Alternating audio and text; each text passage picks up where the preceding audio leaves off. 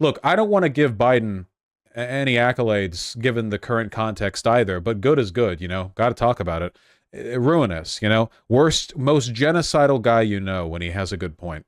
This was proposed a while ago, but it looks like we're finally about to see it in action. Biden administration to unveil contractor rule that could upend the gig economy. The gig economy, the cancerous tumor that has infected the entire economy. That economy? Listen to this. The administration of Joe Biden will release a final rule as soon as this week that will make it more difficult for companies to treat workers as independent contractors rather than employees that typically cost a company more, an administration official said.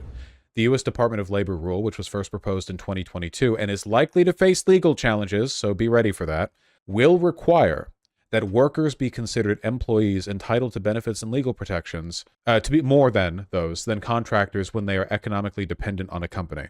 So now it seems like the direction things are going to take is that if you are economically dependent on the company that you work for, that is to say they're your income, you need them, that it's not going to be anywhere near as easy to make you a contractor.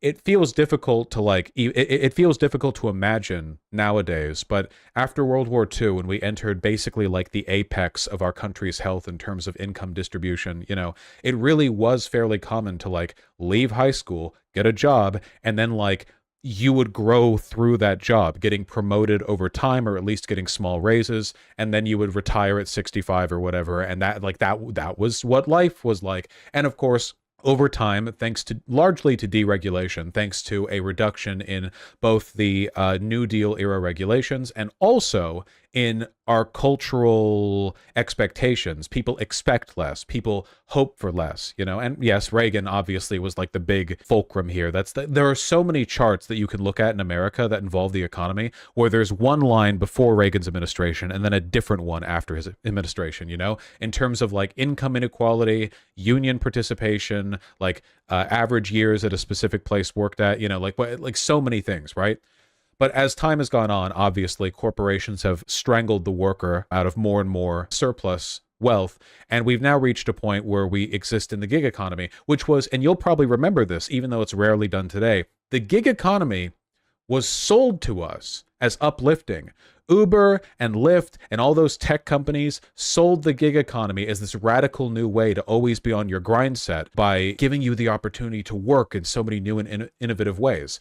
The data is in, and it's not like it wasn't obvious from the get-go, but now pretty much everyone agrees the gig economy is monstrous, There's nothing more wretched and sad than seeing people who should be near retirement driving Ubers or working little bits of doing DoorDash or whatever, because, be your own boss in this case means you're a slave to the app rating that you get, and you get barely any money, and your hours are inconsistent. The gig economy is everywhere now. And it's largely a product of corporations' abilities to not give you the rights of an employee when you work for them 8 hours a day anyway, which is exactly what we're talking about here. A range of industries will likely be affected by the rule, which will take effect later this year, but its potential impact on app-based services that rely heavily on contract workers has garnered the most attention. Shares of Uber, Lyft, and DoorDash all tumbled at least 10% when the draft rule was proposed in October 2022.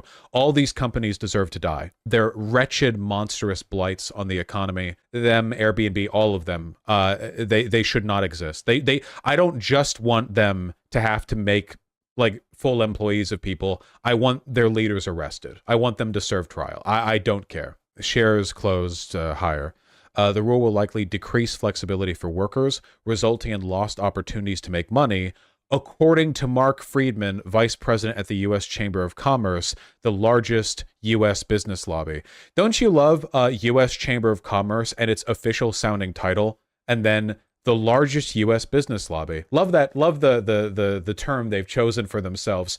This organization is as official as any other lobby. So this is a lobbyist for business owners saying that it'll be so hard for workers to make money.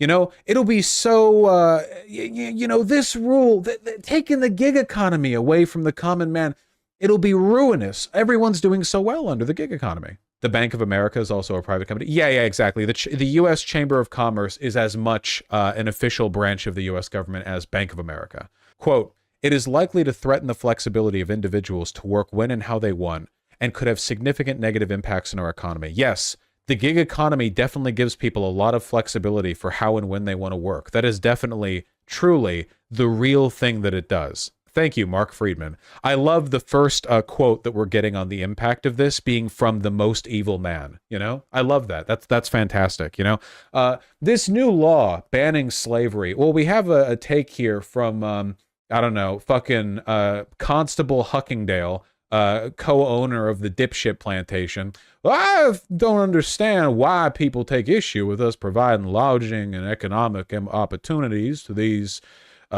fine folk of color. Fuck this guy. Trying to look up his wiki so I can find out how many demonic things he's been involved in the past. Does he not have a wiki? He looks exactly how you think he'd look. Remember, you know, the JQ is a conspiracy. If you want to look at people ruining the world, 99% of the time, it's always a guy who looks exactly like this. It's always some ancient fucking wasp, you know? He develops and advocates the Chamber's response to OSHA matters, FLSA, such as overtime, minimum wage, and independent contractors, paid leave issues. I wonder what this guy's take is on OSHA matters, overtime, minimum wage, and independent contractors, paid leave issues, EEOC, and other labor and workplace issues.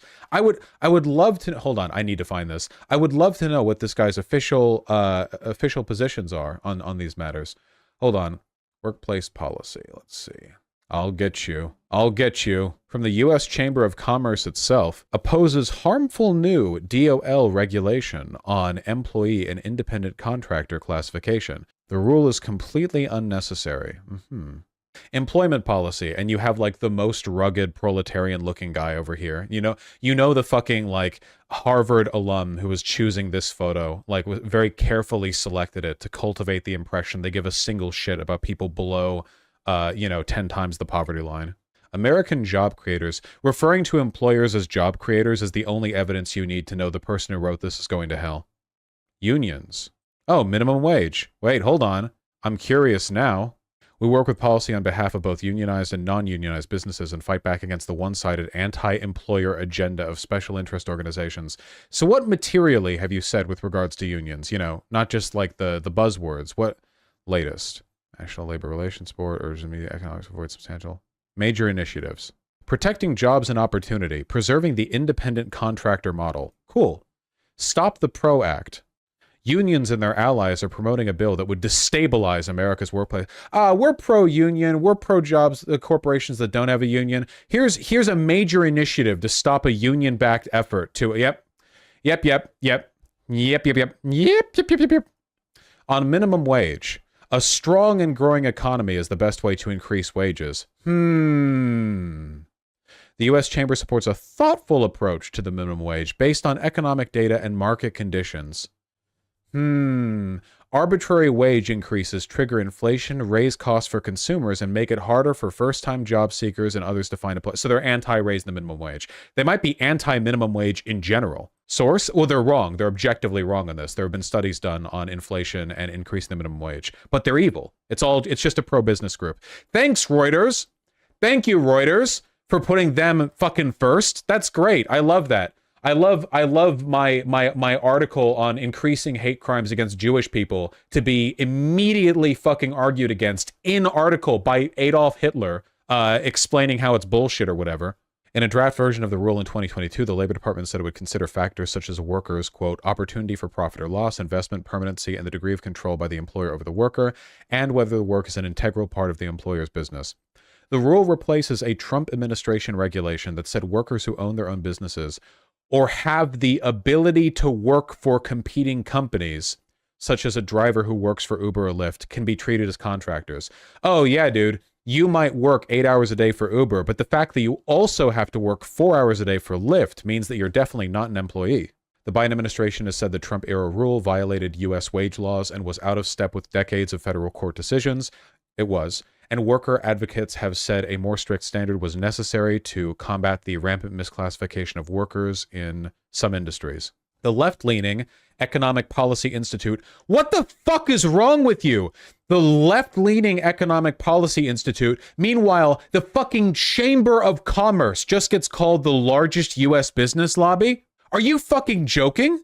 This is a pro-employee rule, and you literally open it with the employers group. Fuck these people. Oh my fucking God, dude. They're so fucking evil. Holy shit. Jesus Christ. The left-leaning Economic Policy Institute, in a report last year, estimated a truck driver treated as a contractor earns up to $18,000 less per year. But that's left-leaning data. Than one who is deemed an employee, whereas construction workers' earnings drop by nearly $17,000 a year, and home health aides lose out on up to $9,500 in pay and benefits. Business groups sharply criticized the draft rule after it was proposed. Any change in policy is expected to increase labor costs for many sectors, including trucking, retail, manufacturing. That's also known as increases in pay. Increased labor costs means increased pay. That's what that means. This whole framing is pro-business. This article is fucking propaganda. Most federal and state labor laws, such as those requiring a minimum wage and overtime pay, apply only to a company's employees whose studies suggest can cost companies up to 30% more than independent contractors. If an employee costs more than an independent contractor, that is because you are paying the independent contractor less. That money doesn't come from nowhere. It's not fucking bureaucracy that makes an employee more expensive than a contractor. You're just paying them less. I hate you. Daniel Weissner, you Hitler. You fucking Hitler. I hate you. Double Hitler. More evil. I hate you. I hate these fucking people, dude. Why can't you just be like fucking Donald Trump or whatever and be fucking open with your... Why do you pretend? What do you think you are, a fucking liberal? This fucking guy, this fucking guy thinks he's a fucking liberal, dude. He's still writing on it 29 minutes ago on Reuters again. He wrote on it a second time. Oh my fucking God. Just write how you feel. Oh my God. It could have been the editor. If this guy allowed his name to be attached to this, no amount of editorial fuck up. Nothing compensates for this. I fucking hate him. Daniel Weissner, correspondent at Reuters Legal. Hate. Ooh, I hate you. I hate you.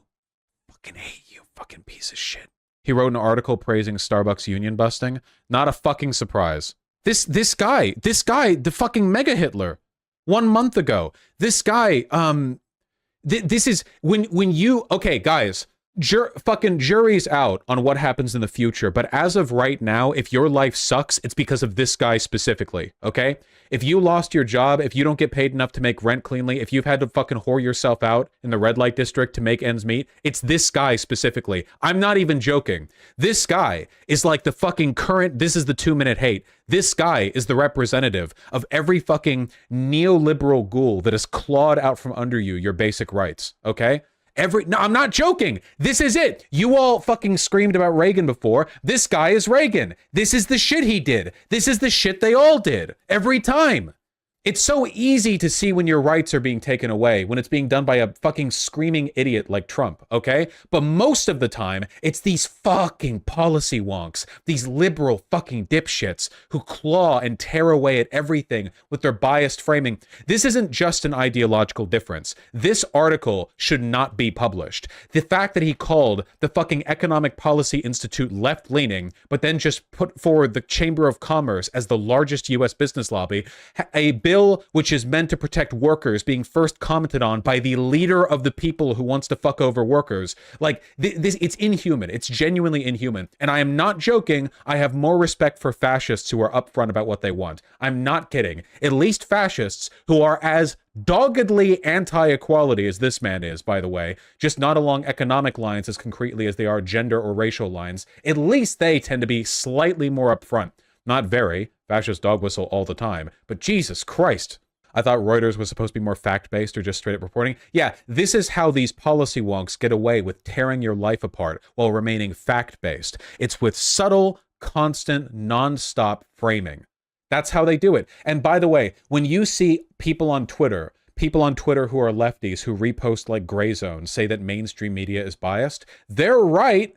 Their sources aren't any better, but they're right. Mainstream media is biased like this. This is the way mainstream media is biased. They tend to get the facts right. They tend to present the information in an accurate and informative way, but they tweak the bias and framing. We saw a lot of it with Israel. They tweak the bias and framing and present this hegemonic, monolithic, one-sided perspective where they press all the right buttons. They get you to side with one side over another, you know? They're not honest enough to disclose their biases.